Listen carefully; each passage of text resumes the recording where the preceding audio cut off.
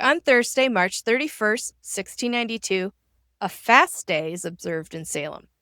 Abigail Williams claims to see 40 witches feasting in the field by the Salem Village parsonage, where Minister Samuel Parris lives, and the specter of old Rebecca Nurse allegedly attacks her.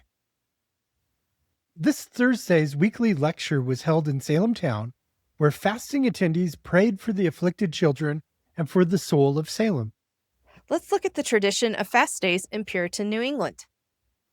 Fasting and prayer were viewed by the Puritans as the ultimate, biblically sanctioned weapons against demonic possession and witchcraft. This belief was rooted in the Gospel of Mark, which stated some demons could come forth by nothing except prayer and fasting. When suspected supernatural attacks occurred, private fasts were the standard response.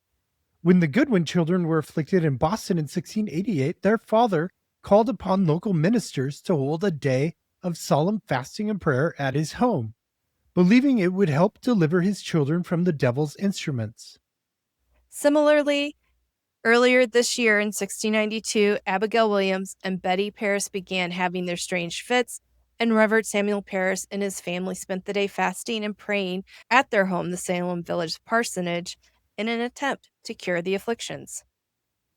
Fasts weren't just private. When major crises hit, the government ordered public fast days, requiring everyone to gather at their meeting houses for a religious service to collectively apologize to God for the sins that were making life difficult.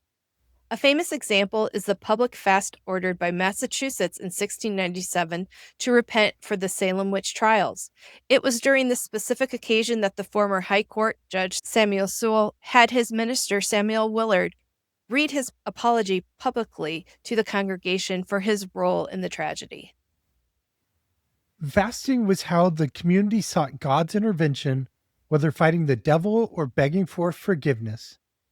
But while physical people were fasting in Salem on March 31st, 1692, spectral witches were supposedly gathering for an evil feast in Salem Village, according to an afflicted girl's report.